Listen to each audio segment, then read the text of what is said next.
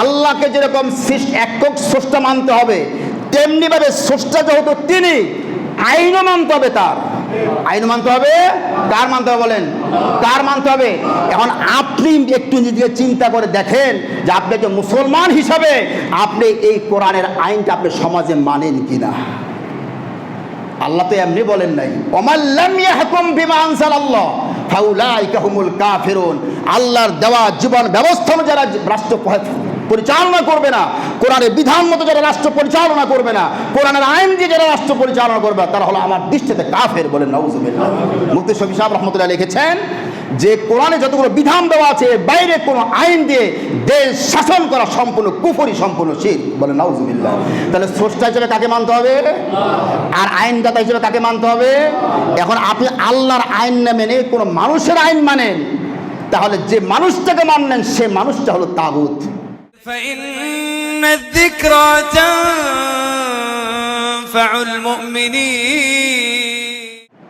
আমাদের ইসলাম ধর্মের মূল যে বিষয়টা সেটা হচ্ছে তাওহীদ। সেটা কি বলেন? তাওহীদ। একটা মানুষের যদি তাওহীদ সম্পর্কে স্বচ্ছ ধারণা না থাকে, তাহলে ও মানুষটি শিরক, কুফরের মধ্যে সে লিপ্ত হয়ে যেতে পারে। আর এই তাওহীদের দাওয়াত দেওয়ার জন্য গোটা পৃথিবীতে সকল নবী ও রাসূলকে আল্লাহ তাআলা পাঠিয়েছিলেন। বলেন সুবহানাল্লাহ। এই আয়াত আল্লাহ তাআলা তাই বলছেন যে ওয়ালাকাদ বাআসনা ফি কুল্লি উম্মাতির রাসূলান, আমি পৃথিবীতে যত রসুল পাঠিয়েছি সকল রসুলদেরকে আমি আল্লাহ তাআলা দুটি জিনিস দিয়ে পাঠিয়েছি। তাদেরকে যে দাওয়াত দিয়ে পাঠিয়েছে সে দাওয়াতের মধ্যে দুটো অংশ ছিল। একটি হচ্ছে আনি'বুদুল্লাহ, এক আল্লাহর ইবাদত করো, এটা হলো তাওহীদ। আর ওয়াজতানিবুত তাগুত, তাগুতকে বর্জন করো, এটা হলো শিরক। তো আল্লাহ সুবহানাহু ওয়া তাআলা যত নবী রাসূলকে পাঠিয়েছিলেন সমস্ত নবীদের দাওয়াত ছিল তাওহীদের পক্ষে আর শিরকের বিপক্ষে। হযরত আদম আলাইহিস সালাতু ওয়াস সালাম থেকে নিয়ে রাসূল করিম সাল্লাল্লাহু আলাইহি ওয়াসাল্লাম পর্যন্ত যত নবী রাসূল পাঠিয়েছেন তাদের মধ্যে কিছু নবী রাসূলদের আলোচনা আল্লাহ তাআলা কোরআনে করেছেন, আর বাকি রাসূল নবীদের সম্পর্কে আলোচনা আসে নাই। যে 24 বা 25 জন নবী রাসূলের আলোচনা কোরআনে এসছে তাদের মধ্যে অন্যতম একজন হচ্ছেন হযরত সাইয়্যিদুনা ইব্রাহিম আলাইহিস সালাতু ওয়াস সালাম। তিনি এই তাওহীদকে প্রতিষ্ঠা করতে গিয়ে, এই তাওহীদের আলোচনা করতে গিয়ে, তাওহীদ বুঝাতে গিয়ে তিনি যতটা বাধার সম্মুখীন হয়েছিলেন পৃথিবীতে কোনো নবী এত বাধার সম্মুখীন হন নাই। এবং আল্লাহ তাআলা তার কাছ থেকে এত বেশি পরীক্ষা নিয়েছেন যা অন্য কোনো নবীর কাছ থেকে নেন নাই, আমাদের রাসূল বাদে। এই জন্য ইব্রাহিম আলাইহিস সালামের আলোচনাটা কোরআনে বেশি এসছে, যেখানে দেখবেন তাওহীদের আলোচনার সাথে সাথে ইব্রাহিম আলাইহিস সালামের আলোচনা প্রত্যক্ষ প্রত্যক্ষ যেভাবে হোক না কিনে এসছে। সেখানে ইব্রাহিম আলাইহিস সালামের আলোচনা আল্লাহ তাআলা এই জন্য করেছে যাতে করে কিয়ামত পর্যন্ত আগত সমস্ত মুসলমান যারা তার সন্তান, আমরা কার সন্তান? হযরত ইব্রাহিম আলাইহিস সালামের সন্তান। তো আমরা যারা তার সন্তান তারা যেন তার সেই ঘটনা থেকে শিক্ষা গ্রহণ করি, এই জন্য আল্লাহ সুবহানাহু ওয়া তাআলা ইব্রাহিম আলাইহিস সালামের আলোচনা কোরআনে বেশি করেছেন।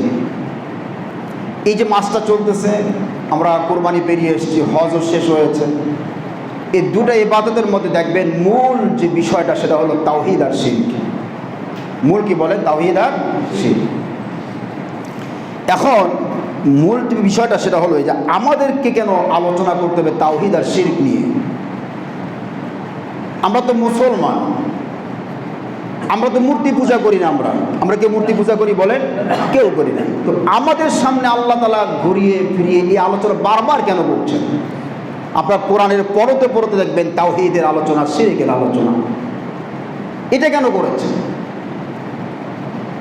তাওহীদ এবং শিরক, তাওহীদ আর শিরকের ধারণা যদি আপনার কাছে পরিষ্কার না হয়, আপনি এমন শিরক করবেন যে আপনি বুঝতে পারবেন না যে আপনি শিরক করতেছেন। আমাদের নবী রাসূল করিম সাল্লাল্লাহু আলাইহি ওয়াসাল্লাম তার মতো ব্যক্তিত্ব, তার 23টি বছর লেগেছে এই তাওহীদ বুঝাইতে জাতিকে। সুবহানাল্লাহ বলেন। কাদেরকে বুঝিয়েছেন? যাদের ভাষা ছিল আরবি, যিনি বুঝিয়েছেন তার ভাষাও ছিল আরবি, আল্লাহর ভাষা ছিল। এই যে আমি তাওহিদ বলতেছি, আমি আর অর্থটা পরে বলবো। এই তাওহিদ বলার সাথে সাথে কিন্তু তারা বুঝতে তাওহিদ দ্বারা কি বোঝায়। আমি কিন্তু এখনো তাওহিদ বুঝি না, অনেকে, আমি পরে সামনে আলোচনা করছি। এটা আরবি শব্দ। তো সেই সাহাবায়ে কেরাম যাদের ভাষা ছিল আরবি, তাদের সামনে তাওহিদ বলার সাথে সাথেই তারা মোটামুটি বুঝতে পারতেন যে তাওহিদ দ্বারা কি বুঝাচ্ছেন। তারপরও তাওহিদের পরিপূর্ণ জিনিসটা বুঝতে তাদের 23টি বছর সময় লেগেছে, বলেন সুবহানাল্লাহ। রাসূল 23টি বছর মেহনত করেছেন তাদের বিষয়ে। শুধু আমাদের নবী না, সমস্ত নবীরাই এই পৃথিবীতে তাওহিদের পক্ষে কথা বলেছেন, শিরকের বিপক্ষে কথা বলেছেন। দুটা বিষয় আগে একটা জিনিস আপনারা বুঝেন, তাহলে বুঝতে সহজ হবে। আল্লাহ তাআলা বলছেন নবীরা তাগুত থেকে, রসুলরা তাগুত থেকে মানুষকে ফিরাবার চেষ্টা করেছেন। তাদের দাওয়াত হচ্ছে তাগুতের বিরুদ্ধে। তাগুত কাকে বলে এইটাকে বুঝেন।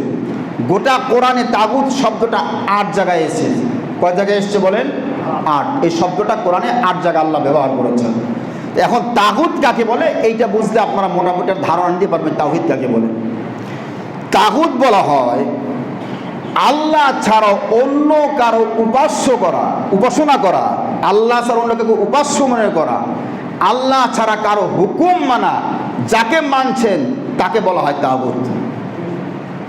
বুঝতে পেরেছেন আপনারা? এখন বলুন, আল্লাহকে বাদ দিয়ে অন্য কারো ইবাদত করা, অন্য কারো আনুগত্য করা, আল্লাহকে বাদ দিয়ে যার ইবাদত করলেন, আল্লাহকে বাদ দিয়ে যার আনুগত্য করলেন, যার কথা মানলেন, সেটাই হলো তাগুত। সেটা হলো কি বলে? তাগুত। এটা পরিষ্কার হয়েছে? আল্লাহকে বাদ দিয়ে অন্য কারো ইবাদত করা, যার করতেছেন সেটা হলো কি বলেন? তাগুত।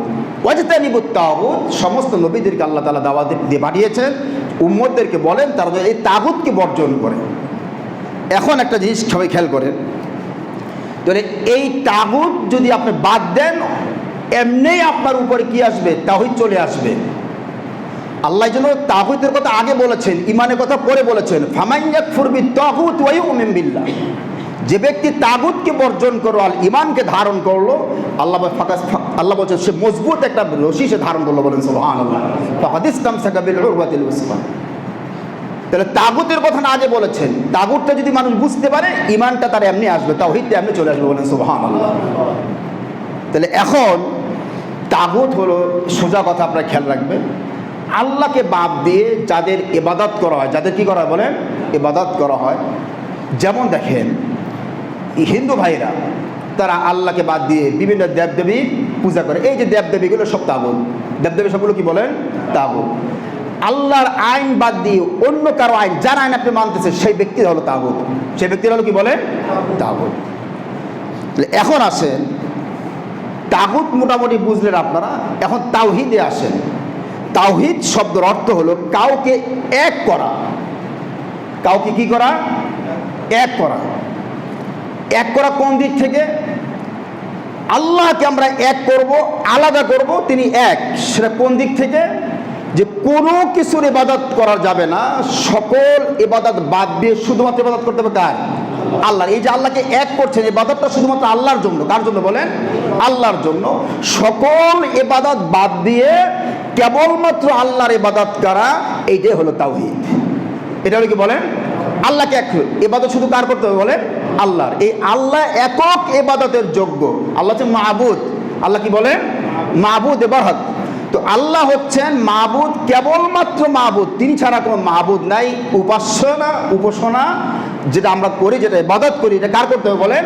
আল্লাহর করতে হবে। এই দিক থেকে আল্লাহ এক। আল্লাহ ছাড়া কারো ইবাদত করা যাবে, আল্লাহ ছাড়া কারো হুকুম মানা যাবে। এই তাওহীদের 3টা স্তর রয়েছে। কয়টা স্তর রয়েছে বলেন? 3টা। শাইখুল ইসলাম ইবনে তাইমিয়া রাহমাতুল্লাহ আলাইহি তিনি তার কিতাবে লিখেছেন, মাজমুয়া কিতাবের মধ্যে, তাওহীদে রুবুবিয়া, তাওহীদে উলুহিয়া, তাওহীদে সিফাত। অর্থাৎ আল্লাহ তাআলার রুবুবিয়াতের সাথে যে তাওহীদ, এটা হলো প্রথম। রুবুবিয়াত মানে লালন পালন। উলুহিয়াত, আল্লাহ যে ইলাহ, এই ব্যাপারে আল্লাহকে এক মানা। আল্লাহর যে 99টা সিফাত আছে, এইখানেও আল্লাহকে এক মানা, সাথে কাউকে শরীক করা যাবে আমি একটু বুঝিয়ে বললে আপনাদের বুঝতে সহজ হবে। আগে প্রথমে আমরা তাওহীদের রুবুবিয়্যাতটা নিয়ে আলোচনা করব। আল্লাহ তাআলার একটা গুণবাচক নাম হচ্ছে রব। আল্লাহ একটা গুণবাচক নাম কি বলেন? আর আল্লাহর সত্তাগত নাম, আল্লাহর যে নামটা জাতিগত সত্তাগত যে নাম সেটা হলো আল্লাহ। সেটা কি বলেন? রহমান, এটাও আল্লাহ একটা নাম, সিফাতি নাম, গুণবাচক নাম। রাহিম, সাত্তার, ওয়াহাব, কাহার, এটা সব আল্লাহর গুণবাচক নাম। কিন্তু আল্লাহর যে জাত, সিফাতি যে জাতির যে নামটা, এই নামটা কি বলেন? আল্লাহ। এখন আল্লাহর গুণবাচক নামের মধ্যে একটা নাম হচ্ছে রব। রবের মানে হলো কি করা? লালন পালন করা। আমরা যতটুকু বুঝি, দেখেন বাংলাতে আরবি কিছু শব্দ আছে যে শব্দগুলো তর্জমা বাংলাতে করা সম্ভব না, তার মধ্যে একটা হলো রব। এই জন্য একটু এটা ব্যাখ্যা হয় কি, যে আল্লাহ যে শুধু একমাত্র রব, তার মানে কি? তার মানে হলো আল্লাহ একমাত্র সৃষ্টিকর্তা, আল্লাহ একমাত্র রিজিক দাতা, একমাত্র হায়াতের মালিক, একমাত্র মওতের মালিক, একমাত্র আইনদাতা। বলেন সুবহানাল্লাহ। এর সবগুলো হলো তাওহীদ রুবুবিয়্যাহ। যে আল্লাহ যে রব, এটার মানে হলো যে আল্লাহ সব কিছু কি বলেন? সৃষ্টিকর্তা। আল্লাহ সকলকে রিজিক দেন, আল্লাহ হায়াতের মালিক, আল্লাহ মওতের মালিক, আল্লাহ হলেন আইনদাতা। খেয়াল থাকবে ভাইরা আমার, ইনশাআল্লাহ।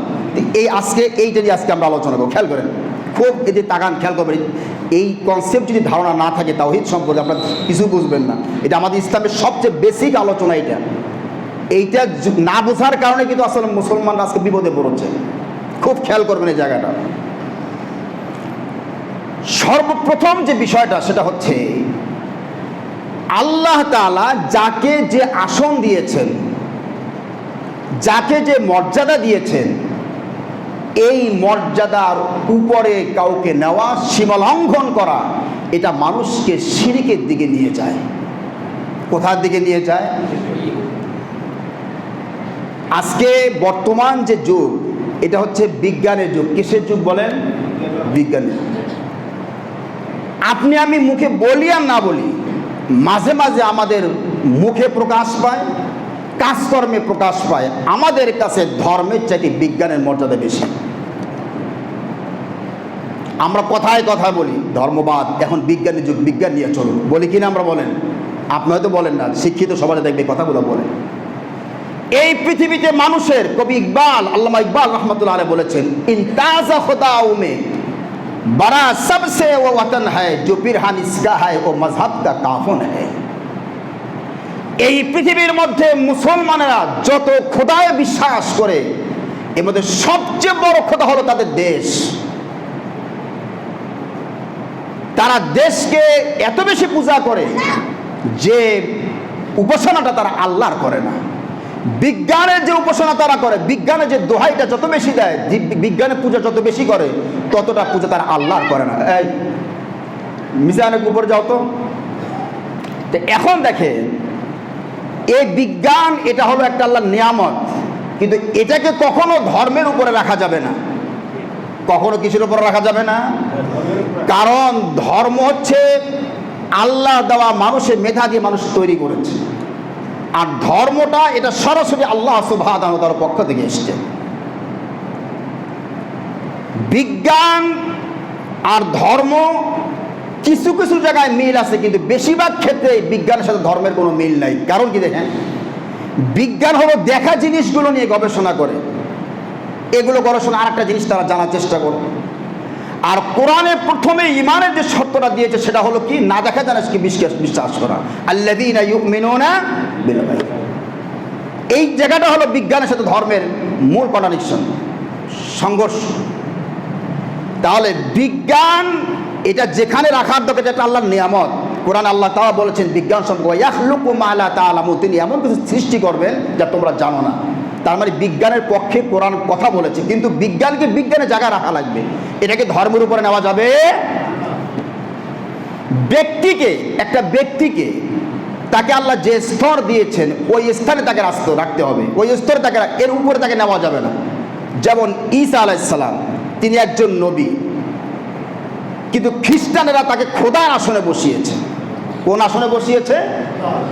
এই যে ঈসা আলাইহিস সালামকে তার নবীত্বের স্থান থেকে নিয়ে তাকে খোদার আসনে বসিয়েছে, এইটাই খ্রিস্টানরা শিরিক করেছে। উজাইর আলাইহিস সালাম তিনি আল্লাহর নবী ছিলেন, কিন্তু এই উজাইরকে ইহুদিরা, তাদের মতো সবাই না, ইহুদিদের বিশাল একটা অংশ উজাইর আলাইহিস সালামকে আল্লাহর বেটা বানিয়ে তাকে তারা উপাসনা তারা করেছে। নাউজুবিল্লাহ। ওয়াকালাতিল ইয়াহুদু, আল্লাহ কোরআনে বলছেন যে এই যে খ্রিস্টান এবং ইহুদিরা যারা, তারা ঈসা আলাইহিস সালামকে বলেছে আল্লাহর বেটা, আর উজাইরকে বলেছে ইহুদিরা আল্লাহর বেটা, এবং তারা ইবাদত করতো, উপাসনা তারা করতো। তাহলে ব্যক্তিটা যেখানে, এই ব্যক্তির প্রত্যেকটা ব্যক্তি, যাতে দুইটা দৃষ্টান্ত দিলাম আপনাদেরকে, প্রত্যেকটা ব্যক্তিকে আল্লাহ যে স্থানে তাকে রেখেছে তাকে আপনাকে সেই স্থানে রাখতে হবে, তাকে সেই স্থানে বাড়ানো যাবে না। কোনো ব্যক্তিকে তার অতিরিক্ত প্রশংসা করা যাবে না।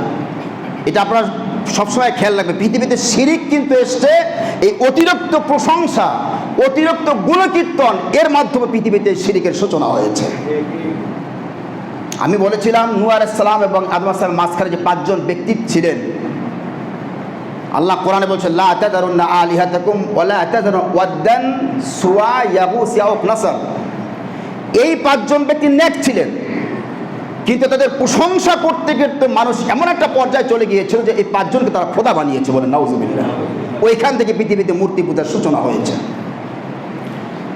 আমাদেরকে আল্লাহ শিক্ষা দিচ্ছেন যে ব্যক্তিটা যতটুকু সম্মানের পাত্র তাকে ততটুকু দাও। সীমা লঙ্ঘন যখন করবা সেখানে শিরিকের সম্ভাবনা আছে, বরং শিরিক হয়ে যেতে পারে, আর শিরিক হয়েছে পৃথিবীতে। আমি আপনাদেরকে একটা দৃষ্টান্ত দিই, খেয়াল করেন সবাই, তাকানের দিকে। আমাদের বাংলাদেশে দেখেন গাজীপুরে কৃষি বিশ্ববিদ্যালয়, যেটা এখানে বিজ্ঞানী যারা গবেষণা করে, তারা 2টা ধান, একটা হলো আপনার আউশ ধান পরিজা, যেটাকে বলে পারিজা, এইটা, আর একটা বিজু ধান 2, এই 2টার সংমিশ্রণে একটা নতুন ধান তারা বানিয়েছে, যে ধানটার নাম GU ধান 4। দেখেন এই যে নতুন ধানটা, 2টা ধানকে তারা সংমিশ্রণ করে গবেষণা করে নতুন একটা ধান বানিয়েছে। এই যে তারা বানালো, খুব খেয়াল করবেন এই জায়গাটাতে, গবেষণাগারে তারা 2টা ধানকে গবেষণা করে একসাথে করে মিলিয়ে তারা নতুন একটা জাতীয় ধান তারা উৎপাদন করেছে, উচ্চ ফলনশীল, কম সময়ের মধ্যে ধানটা হয় এবং খুব বেশি হয় ধানটা।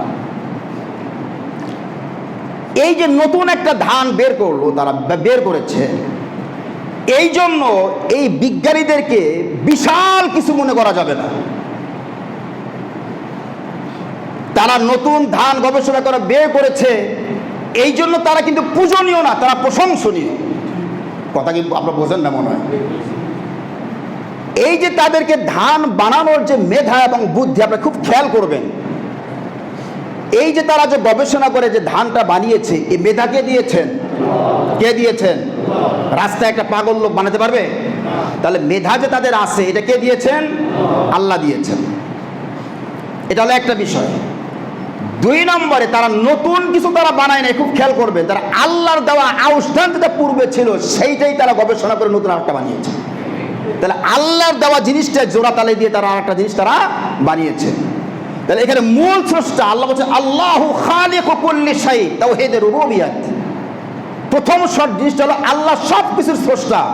এই যে ধানটা যে বানিয়েছে, এটারও মূল স্রষ্টা হলেন আল্লাহ, কোনো মানুষ না, বলেন সুবহানাল্লাহ। আল্লাহু খালিকু কুল্লি শাই, আল্লাহ সব জিনিসের স্রষ্টা। চাঁদ সূরজ, আসমান জমিন, হাওয়া বাতাস, সব কিছু মালিক আল্লাহ। এই ধানটা যে বানিয়েছে, এটারও মূল বানানেওয়ালাকে বলেন আল্লাহ। সূর্য যে আলো দেয়, আলো হচ্ছে ওয়াহুয়াল্লাযী খালাকাল লাইলা ওয়ান নাহারা ওয়াশ শামসা ওয়াল কামার। রাত, দিন, চন্দ্র, সূর্য কে সৃষ্টি করেছেন? আল্লাহ। সূর্য আলো দিচ্ছে না? আলো দিচ্ছে। কত উপকারী সূর্য আলোর মধ্যে, ভিটামিন ডি পাওয়া যায় সূর্যের মধ্যে। ভিটামিন ডির ঘাটতির যে কত সমস্যা, এটা বুঝবেন, অনেকে বুঝি আমরা। তো যা হোক, এই সূর্যের আলো দেখেন, এটা কার দেওয়া? আল্লাহর দেওয়া। মানুষও কিন্তু আলো বানিয়েছে। যখন সন্ধ্যা নেমে যায়, যখন বিদ্যুতের আলোতে পুরো ঝলমল করে আমাদের এলাকা, কি বলে ঠিক না? অভিজাত এলাকা যান, ঢাকা যান, বিভিন্ন পুরোটা আলোকিত হয়ে থাকে। এই যে বিদ্যুৎটা বিভিন্নবার বানায়, গ্যাস দিয়ে বানানো হয়, তেল দিয়ে বানানো হয়, বিভিন্নভাবে বানানো হয়, পানি দিয়েও কী করা হয় বিদ্যুৎ বানানো। আপনার যারা কাপ্তাই থেকে আমি গিয়েছিলাম সরাসরি আমি দেখেছি কীভাবে বানায়। কাপ্তাইতে দেখেন কর্ণফুলী নদীতে তারা বাঁধ দিয়েছে, এই বাঁধের এই পাশে বিশাল পানির ভাণ্ডার, ওই বাঁধের নিচে একটা ট্যানেল আছে, ওই ট্যানেলটা আমি সেই ঘরটাতে গিয়েছিলাম, ওই ট্যানেলের ভিতর দিয়ে পানি খুব স্পিডে, খুব গতিসম্পন্ন, সেখানে জোর গতিতে নিচে একটা টারবাইন আছে, একটা এরকম একটা মেশিন ঘুরতেছে, সেটা আমি দেখেছি এরকম ঘুরতেছে মেশিনটা এরকম, এই মেশিনে কতটা পাখা আছে। ওই ট্যানেলের ভিতর থেকে পানিটা নিচ দিয়ে যে আপনার বাঁধের নিচে একটা ট্যানেল আছে, সেই নিচ দিয়ে জোরে পানিগুলো এসে ওই টারবাইনের উপরে সে আপনার পাখাগুলোর উপরে ঘুরছে, সেই পাখাগুলোর পড়ছে আর পুরো টারবাইনটাকে ঘুরতেছে এরকম। সেই টারবাইনের সাথে আবার একটা জেনারেটর আছে, ওই জেনারেটরের ভিতরে চুম্বক আছে, ওই টারবাইনটা যখন ঘুরে সাথে সাথে আপনার জেনারেটরটা ঘুরতেছে, ঘুরতে ঘুরতে সেইখানে কিন্তু বিদ্যুৎ তৈরি হচ্ছে, বলেন সুবহানাল্লাহ। এই যে বুদ্ধিটা, এখন আপনি যদি বলেন যে আল্লাহ বিদ্যুৎ আলো তৈরি করেছে, আমিও তৈরি করেছি, এটা মূল কিন্তু মালিক আপনি না, এটা তৈরি করেছেন, মূল মাথায় যে বুদ্ধিটা কে দিয়েছেন বলেন? আল্লাহ দিয়েছেন। তাহলে এখন কোন নির্বোধ যদি মনে করে যে আল্লাহর যে শক্তি আমারও সেই শক্তি, সে শিরিক করবে। সে কি করবে? যেমন গত সপ্তাহে আপনাদের বলেছিলাম, এই পৃথিবীতে এরকম মোটা মাথার বুদ্ধির লোক আছে কি নাই? নামরুদ, সে ক্ষমতা পাওয়ার পরে আল্লাহ বলছে আলাম তারা ইলাল্লাযী হাজ্জা ইব্রাহিম ফি রাব্বিহি আন আতাহুল্লাহুল মুলক, আমি যাকে রাজ্য ক্ষমতা দিয়েছিলাম, সে লোকটা রাজ্য ক্ষমতার গরমে সে বলেছে যে তোমার আল্লাহ যেভাবে জীবন দেয় মারে, আমি নমরুদ সেভাবে জীবন দিতে পারি, মারতে পারি, বলেন নাউজুবিল্লাহ। এই যে সমকক্ষ মনে করা, এইটাই হচ্ছে মানুষকে যে যেখানে না সেখানে তাকে সম্মান দেওয়া, এই যে মানুষকে শিরকের দরজা খুলে দেয়। সব কিছুর মালিক স্রষ্টা হলেন কে বলেন? আল্লাহ। আপনি যা বানাচ্ছেন এটা আপনার কিছুই হাত নাই, সব কিছু মালিক কে বলেন? আপনার ছেলে চিরাং ইউনিভার্সিটি পড়াশোনা করে, মনে করেন এইখানে ফ্ল্যাক্সি লোড থেকে দোকান থেকে আপনি বিকাশে আপনার ছেলের কাছে টাকা পাঠিয়েছেন, ইউনিভার্সিটিতে একটা দোকান আছে ওখানে, সেই দোকান থেকে আপনার ছেলের টাকাটা তুললো, 10,000 টাকা আপনি পাঠিয়েছেন। পাঠানোর পরে ওই টাকাটা হাতে পাওয়ার পরে আপনার ছেলে যদি এখন দোকানদারের প্রশংসা করে, এটা বোকামি হবে না চালাকি হবে? প্রশংসা করলে কার করতে হবে? আপনার পিতার করতে হবে, কারণ টাকাটা কে পাঠিয়েছে? যদিও টাকাটা হাতে দিয়েছে সে লোক দোকানদার, কিন্তু মূল টাকাটা কে পাঠিয়েছে? ঠিক তেমনি ভাবে যা যত সৃষ্টি দেখতে পাচ্ছেন আমাদের হাতে, যতই সৃষ্টি হোক না কেন, এর মূল কারিগর হচ্ছেন আল্লাহ। মূল কারিগরকে বলেন? যার হাতে পাচ্ছেন, যে বানাচ্ছে তাকে দেখতে পাচ্ছেন, সে কিন্তু মূল না, তাকে যে দিয়েছেন এটা বানানোর শক্তি, তিনি হলেন মূল মালিক, বলেন সুবহানাল্লাহ। এই যে প্রশংসা করতে হবে কার বলেন? আল্লাহর। আর যে বানিয়েছেন আপনি দোয়া করবেন, তার জন্য কি করবেন বলেন? দোয়া করবেন। তাহলে এখন এই যে শিরিক, যেটা আমি আপনাদেরকে বুঝাইলাম, বোঝানোর উদ্দেশ্য এই যে এই সব কিছু যার যেখানে স্থান সেখানে তাকে কি করতে হবে? রাখতে হবে। এর থেকে বাড়লেই কিন্তু সেখানে শিরিক হয়ে যাবে। মানুষ অনেক কিছুকে ক্ষমতাবান যখন মনে করে, এই ক্ষমতা মনে করার কারণে কিন্তু এই ক্ষমতা কার কত এটা যদি না বুঝে, তখন মানুষ শিরকের মধ্যে পড়ে যায়। দেখেন, হিন্দু ধর্মের শ্রেষ্ঠ, এই শতাব্দীর শ্রেষ্ঠ সংস্কারক ঠাকুর শ্রী শ্রী বালক ব্রহ্মচারী একটা বই আছে, বেদ ভিত্তিক সাম্যবাদ, এর প্রথম ঘরে তিনি লিখেছেন, এই দেশের হিন্দুরা, উনি সত্য কথা বলেছেন, হিন্দুরা সূর্য, তারপরে নক্ষত্র, গ্রহ ইত্যাদি পূজা তারা কেন করেছে? এগুলার পূজা তারা কেন করে শোনেন? হিন্দুরা পূজা করেছে সূর্যকে, তারা শক্তির উৎস মনে করেছে। এই দেশ আমাদের কৃষি প্রধান দেশ, বাংলাদেশ, ভারত কৃষি প্রধান দেশ। সূর্যের দরকার আলো, আলোর দরকার আমার কি বলে আপনার জমিনে আলো না হলে সবজি ক্ষেত খাবারের আলো দরকার, শস্য ইত্যাদি শুকাতে হলে আলোর দরকার, সূর্যের আলো, পানি দরকার ক্ষেত খামারের জন্য। এই জন্য তারা, তাদের ঋষিরা এক একটা সময় তারা সূর্যের পূজার কথা বলেছে, বাতাসের পূজার কথা বলেছে, পানির পূজার কথা বলেছে। পানির পূজার কথা বলতে গিয়ে তারা আলাদাই তারা দেবতা বানিয়েছে, বরুণ দেবতা, বলেন নাউজুবিল্লাহ। মিশরীয় সভ্যতার মধ্যে যদি তাকান, তারা বুদ্ধিমান ছিল, তারাও সূর্যের পূজা করত। 4 নম্বর যে ফেরাউন ছিল, ফেরাউন 4, সে তার নাম হচ্ছে আমিন। এই আমিন সে সূর্যের পূজা মিশরে চালু করেছিল, বলেন নাউজুবিল্লাহ। রানী বিলকিস, হুদহুদ পাখি এসে সোহানকে বললেন, ওয়াজাদতুহা ওয়া কওমাহা ইয়াসজুদুনা লিশ-শামসি মিন দুনিল্লাহ, যে আমি এমন একটা জাতির কাছে গিয়েছিলাম, সাবা জাতির কাছে, যাদেরকে দেখলাম সেখানে রানী এবং জনগণ সকলে ইয়াসজুদুন লিশ-শামস, সকলে আল্লাহকে বাদ দিয়ে কিসে পূজা করতেছে বলে? সূর্য পূজা করছে। এই যে সূর্যকে বড় মনে করা, সূর্য তো কিছু না, সূর্য হলো আল্লাহর একটা সৃষ্টি। প্রশংসা যদি করতে হয় তাহলে করতে হবে কার বলে? সূর্যের কিছু করার ক্ষমতা, চন্দ্রের কিছু করার ক্ষমতা, বাতাসের কিছু করার ক্ষমতা, সব কিছু মালিককে বলেন। এই বস্তুর উপর থেকে বিশ্বাস উঠিয়ে নেওয়া, নিয়ে একমাত্র আল্লাহকে বিশ্বাস করা, এর নাম হলো তাওহীদ, বলেন সুবহানাল্লাহ। কথা কি বুঝতে পেরেছেন? এরপরে আসেন, এইটার সাথে সম্পর্ক আছে আইনদাতার। খুব খেয়াল করবেন, সৃষ্টি যার, এই জায়গাটা কিন্তু সবাই বুঝেন না। মাথা মুসলমানদের এই জায়গাটা আসলে মুসলমানদের মাথা আর ঢোকে না, সব ঢুকে মুসলমানদের মাথায়। যে আল্লাহর আইনের কথা যদি বলা হয় মুসলমানদের মাথা আর কিচ্ছু ঢোকে না। কি বলে ঠিক কিনা? আজকে যদি বলি যে বাংলাদেশের জমিনে আল্লাহর আইন হবে, হুজুর মনে অন্য কোন দিকে যাইতেছে। এবার এতক্ষণ তো ভালোই কইছে, এখন অন্য দিকে ঢুকতেছে। আল্লাহ লাহুল খালক ওয়াল আমর, সৃষ্টি যার, আইন চলবে তার। কোনো সন্দেহ আছে? এই পৃথিবীটা কার? এই জমিনটা বাংলাদেশ জমিন কারো বাপের, কারো স্বামীর। এই জমিন যদি আল্লাহর হয়, আইন চলবে আল্লাহর, অন্য কারো আইন এই জমিনে চলবে না। কি বলে ঠিক কিনা? এই আইনটা যদি আপনি মানুষের আইন মানেন, যাকে মানছেন সে হলো তাগুত, আর আপনি হচ্ছেন তাগুতের অনুসারী। এবার আসেন কোরআন থেকে প্রমাণ নেন। ফেরাউন কি বলেছিল? আনা রব্বুকুমুল, আমি তোমাদের বড় রব। এই কথা সে বলে না যে আমি তোমাদের আল্লাহ। ফেরাউন কিন্তু আল্লাহকে বিশ্বাস করত। সে বলেছে আমি তোমাদের বড় রব। রব মানে কি? রব মানে হলো, ফেরাউন বুঝিয়েছে এখানে যে আমার এই মিশরে আল্লাহর কোন আইন চলবে না, আমি ফেরাউনের আইনে চলবে। বলে নাউজুবিল্লাহ। প্রমাণ খেদাল খে দেখেন, সূরা তাওবার 36 নম্বর আয়াতে এসেছে, ইত্তাখাযু আহবারহুম ওয়া রুহবানাহুম আরবাবাম মিন দুনিল্লাহি ওয়াল মাসীহ ইবনে মারইয়াম ওয়া মা উমিরু ইল্লা লিয়াবুদু ইলাহান ওয়াহিদা লা ইলাহা ইল্লা হুয়া সুবহানাহু আম্মা ইউশরিকুন। কি বলেছেন? আল্লাহ বলছেন ইহুদি খ্রিস্টানরা ইত্তাখাযু আহবারহুম ওয়া রুহবানাহুম, ইহুদি খ্রিস্টানেরা তাদের ধর্মীয় গুরুদেরকে, সন্ন্যাসীদেরকে তারা রব বানিয়েছিল। বলেন নাউজুবিল্লাহ। হযরতে আদি ইবনে হাতেম তাই রাদিয়াল্লাহু তাআলা আনহু, তিনি একদিন রাসূলের সামনে এসে বলেন, রাসূল, এই যে আয়াতটা নাযিল হয়েছে, কই আমরা তো কোনোদিন আমাদের ধর্মীয় ঠাকুরদেরকে আমরা রব বলি না, মাবুদ আমরা বলি না। তখন রাসূল জিজ্ঞেস করে, আচ্ছা তোমরা কি তোমাদের ধর্মীয় গুরুদের কথা কি নির্দ্বিধায় মানো না? যে আল্লাহ একটা বলেছেন, তোমাদের ধর্মীয় গুরু আর একটা বলেছে, তারপরে তোমরা তোমাদের ধর্মীয় গুরুদের কথা মানো, এরকম হয় না? বলে হ্যাঁ। বলে এই যে আল্লাহর কথা বাদ দিয়ে ধর্মীয় গুরুদের কথা তোমরা মানছো, এটা হলো আল্লাহর সাথে শিরিক। বলে নাউজুবিল্লাহ। আল্লাহর আইন বাদ দিয়ে এই যে আহবার এবং রুহবান, তোমাদের ঠাকুরদের, তোমাদের আলেমদের কথা মানছো, এইটাই হলো শিরিক। আল্লাহ বলেন লা ইলাহা ইল্লাহু, আমি আল্লাহ ছাড়া কারো আইন চলবে না, সুবহানাহু আম্মা ইউশরিকুন। আল্লাহ বলেন আমি সমস্ত শিরিক থেকে আমি আল্লাহ তাআলা মুক্ত। বলেন সুবহানাল্লাহ। তাহলে আল্লাহকে যেরকম একক স্রষ্টা মানতে হবে, তেমনি ভাবে স্রষ্টা যেহেতু তিনি, আইনও মানতে হবে তার। আইন মানতে হবে কার? মানতে হবে বলেন, কার মানতে হবে?